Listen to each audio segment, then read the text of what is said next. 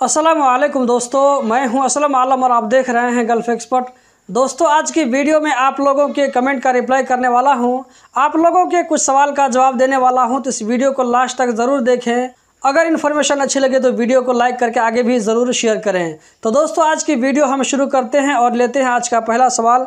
आज के पहले सवाल में किसी भाई ने पूछा है, आईडी एक्सपायर होने के बाद रिन्यू करते हैं तो 1 साल के लिए रिन्यू होता है, क्या ऐसा सिस्टम है कि सिर्फ 6 महीना के लिए रिन्यू हो?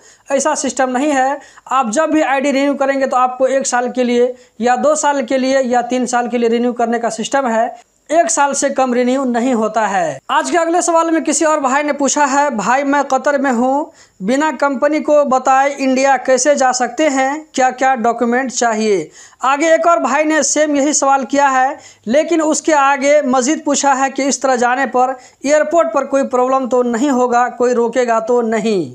अगर आपका एग्ज़िट परमिट ओपन है तो आप जा सकते हैं, कोई दिक्कत की बात नहीं है। लेकिन जाने से पहले आपको अपना आईडी नंबर के ज़रिए अपना एग्ज़िट परमिट चेक करना होगा कि एग्ज़िट परमिट ओपन है या बंद है। अगर ओपन है तो कोई दिक्कत की बात नहीं, आप टिकट लेकर के जा सकते हैं। जहां तक बात है कि आपको एयरपोर्ट पर कोई दिक्कत होगी या नहीं होगी, तो मैं आपसे ये कहना चाहूँगा कि जब कतर एयरपोर्ट पर आपका इमिग्रेशन पास होगा तो उस टाइम कंपनी वाले के मैसेज आता है कि फ़लाँ बंदा का इमिग्रेशन हो चुका है ये कतर से बाहर जाने के लिए। उस टाइम अगर कफिल एक्शन ले तो आपको रोका भी जा सकता है, लेकिन इसका चांस बहुत कम होता है।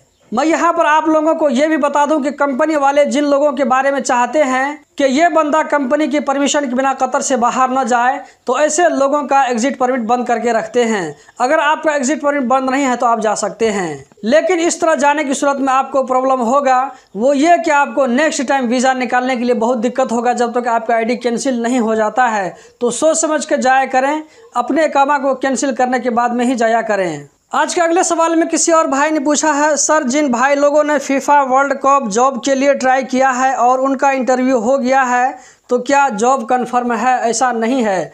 आपका जॉब कन्फर्म हो जाएगा तो आपको ईमेल के ज़रिए बता दिया जाएगा। जब तक आपको ईमेल के ज़रिए कन्फर्मेशन नहीं मिल जाता है तो आप ये समझिए कि आपका काम अभी तक नहीं हुआ है। आज के अगले सवाल में किसी और भाई ने पूछा है, सर मेरा मार्च में 4 साल हो गया, मैं बोला घर जाएगा तो मेरा कतर आईडी ज़बरदस्ती लगा दिया कंपनी ने, अब मैं क्या कर सकता हूँ? मेरा कंपनी वेकेशन भी नहीं दे रहा है और न ही कैंसिल भेज रहा है, आप बोलो मैं क्या करूँ? आपने जैसे बताया है कि आपको 4 साल हो गया है कतर में कंटिन्यू, तो आपको छुट्टी मिलना चाहिए। आप छुट्टी के लिए एलिजिबल हैं। अगर कंपनी वाले आपको छुट्टी नहीं दे रहे हैं तो आप लेबर मिनिस्ट्री में जाकर कंप्लेन करें, आपको छुट्टी भी मिलेगी। अगर आप कैंसिल जाना चाहते हैं तो उसी हिसाब से कंप्लेन लिखें कि मैं कैंसिल जाना चाहता हूं।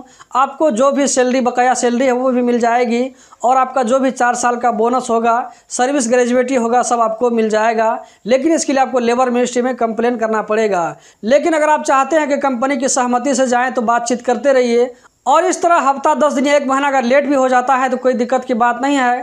कंपनी की सहमति के साथ ही जाए तो कोई भी बात नहीं होगी, ये आपके लिए बेहतर रहेगा। अगर कंपनी वाले बिल्कुल भी नहीं मान रहे हैं तो आपके पास में सिर्फ एक रास्ता बचता है, वो है लेबर मिनिस्ट्री का रास्ता। वहाँ जाकर कंप्लेन करें और फैसला होने के बाद में आप घर जा सकते हैं। अगले सवाल में किसी और भाई ने पूछा है, मेरे आईडी में फ़ोटो चेंज करना है, कैसे होगा? पहले मैं आपको ये बता दूं कि फ़ोटो चेंज करने की ज़रूरत क्यों होती है। देखिए दोस्तों, इस तरह होता है कि जब आप पहली मरतबा कतर जाते हैं तो उस टाइम जो फ़ोटो सिस्टम में पड़ जाता है, तो आप जब भी कतर आईडी रिन्यू करेंगे तो बार बार वही फ़ोटो आता रहता है। इसका मतलब ये कि 5 साल जो पहले आपका फ़ोटो सिस्टम में चेंज हो चुका है वही फ़ोटो अभी भी आपको आता रहेगा। तो इसका सोल्यूशन ये है कि आप किसी भी टाइपिंग सेंटर में जाएं, वहां जाकर के एक पेपर बनवा लें। यह काम जो है आपका मंदूब भी कर सकता है और ये काम ऑनलाइन नहीं होगा, ये काम जो ऑफलाइन होता है। हो सकता है कि अभी मैं वीडियो बना रहा हूं तो कोई अगर नया सिस्टम आ गया हो तो मैं नहीं कर सकता हूं, लेकिन जब तक मैं कतर में था तो ये जो है मैनुअल होता था। एक छोटा सा पेपर बनाने के बाद में उसमें आप नया फ़ोटो डालिए और उस फ़ोटो को जवाज़ात में लेकर के जाइए, अपना पुराना आईडी दीजिए। उसके बाद आपको जो नया आईडी मिलता था तो उस सिस्टम में आपको नया फ़ोटो डाल करके मिलता था। तो इस तरह आईडी चेंज हो जाता है, कोई दिक्कत की बात नहीं है। बहुत ही सिंपल और आसान काम है। लेकिन आपका जो फ़ोटो चेंज होगा और आपको दूसरा आईडी मिलेगा, इसके लिए 100 रियाल चार्ज आता है। दोस्तों, उम्मीद है कि कल वाली वीडियो को आप लोगों ने ज़रूर देखा होगा, जिसमें मैंने कहा था कि अभी इंडिया के लोगों को वीज़ा इशू करवाने के लिए कम से कम 3 नाम चाहिए। तो यहाँ पर किसी भाई ने कमेंट में लिखा है कि उसका कोई दोस्त कतर वीज़ा सेंटर में मेडिकल करवाने के लिए गया था उसका जो है वीज़ा में सिर्फ 2 नाम था, तो इस वजह से उसको रिटर्न कर दिया गया। तो मैं यहाँ पर आप लोगों से कहना चाहूँगा कि आप में से जिन भाइयों का वीज़ा में सिर्फ 2 नाम है तो वो 3 नाम ऐड करवा लें। तो 3 नाम का क्या लफड़ा है, इसके बारे में अगर आप पूरा डिटेल जानना चाहते हैं तो इस वाली वीडियो को देखिए। यहाँ पर मैंने क्लियर करके बताया है कि ये क्या नाम, इसका क्या लफड़ा है। अगर आपके पासपोर्ट में सिर्फ 2 नाम है तो तीसरा नाम कहाँ से लाएंगे। और ये जो भाई ने बताया है कि उसके दोस्त को कतर वीज़ा सेंटर से रिटर्न कर दिया गया, इसलिए कि उसके पासपोर्ट में उसके वीज़ा में सिर्फ 2 ही नाम था। तो जब इसके वीज़ा में 3 नाम ऐड हो जाएगा तो इसका कतर वीज़ा सेंटर में मेडिकल हो जाएगा। ये इंडिया की मैं बात कर रहा हूँ। और ये जो वीज़ा में एक और नाम डालने का काम होगा, ये बहुत ही सिंपल काम है, कोई मुश्किल की बात नहीं है। लेकिन ये काम आप लोग नहीं कर सकते हैं, बल्कि आपकी कंपनी का जो मंदूब है वो उसका काम है, वो आसानी से कर सकता है। आज के आखिरी सवाल में आप में से किसी भाई ने पूछा है क्या प्रोबेशन पीरियड में सैलरी मिलती है या नहीं मिलती है। इस भाई ने जो सवाल किया है, आप में से बहुत सारे लोगों को शायद समझ में नहीं आया होगा।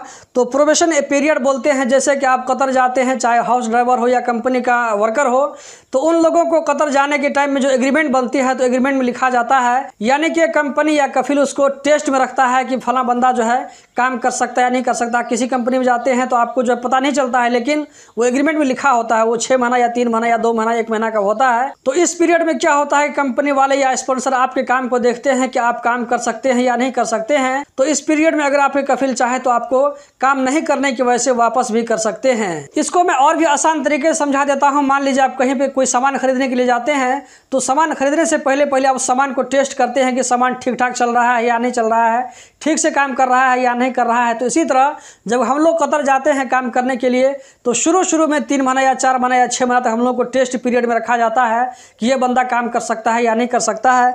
तो उसी पीरियड के बारे में इस भाई का पूछना है कि इस पीरियड में हम लोग को सैलरी मिलती है या नहीं मिलती है।